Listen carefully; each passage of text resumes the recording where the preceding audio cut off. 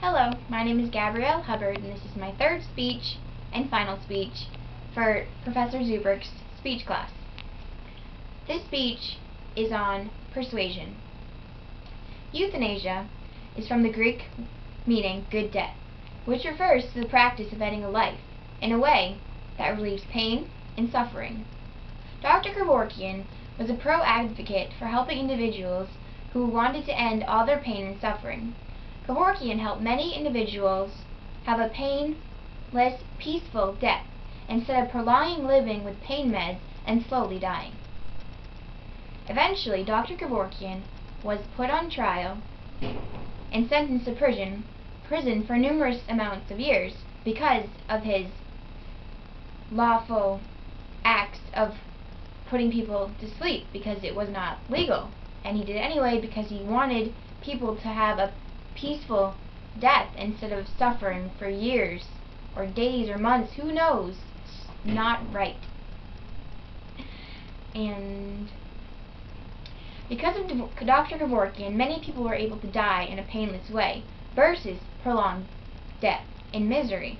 If prisoners were put to death because of the crimes that they committed, then why can't people who are suffering in a terminal illness be put to sleep as well? Euthanasia is classified in various ways, which involves voluntary, non-voluntary, involuntary, active, or passive. Euthanasia is commonly applied to the active euthanasia, where this type of euthanasia is typically known to be illegal killing, however, willingly. Passive euthanasia is generally non-criminal. The controversy involving euthanasia is based on a two-sided argument by groups of individuals who have identified euthanasia as either voluntary suicides or involuntary murders. Most of the focus on the subject is based on whether or not death was thought as either an easy, painless, or happy one, whether or not it was a wrongful death. Both advocating sides of the controversy usually acknowledge a death that was heightened suffering to be wrongful, although opponents of the argument feel frequently that intentional death to be wrongful is not okay. Euthanasia initially means creating the idea of a rightful death, which was only known as a natural death. There are two sides of this controversy, as I before said. The arguments for the pro side include: it provides a way to relieve pain for those suffering, provides a way of relief when a person's quality of life is no longer present, it frees up medical funds to help other people in need who are also suffering but not as bad. It is another case of freedom of choice, because people should have that choice to end the suffering, not wasting away the days by suffering in endless pain. There are also the side of against euthanasia. The side arguments are: euthanasia denatures human life. Euthanasia can become a means of health care cost containment, which is not a good thing. Physicians and other medical care people should not be involved in directly causing death.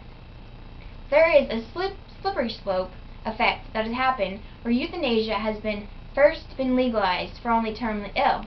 However, people have taken advantage of that and have killed people who did not, in the beginning, want to be put to sleep, which created a huge problem, which is why euthanasia was illegal instead of being legal as it once was for a trial.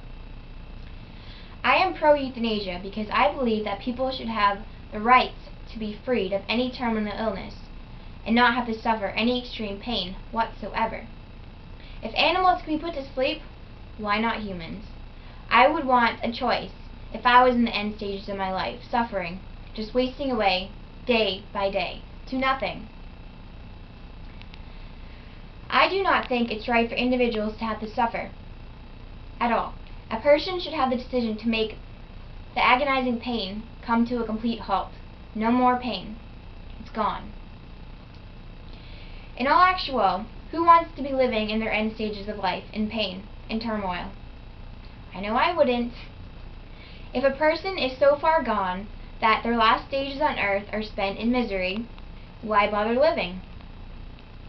Imagine lying in a bed, not knowing when the pain will come to an end, wasting away, having no value of life anymore. Can you imagine that? I know I couldn't, and I wouldn't want to be a part of it. So thank you for watching my third speech. I hope you learned some valuable information. Thank you, and have a good day.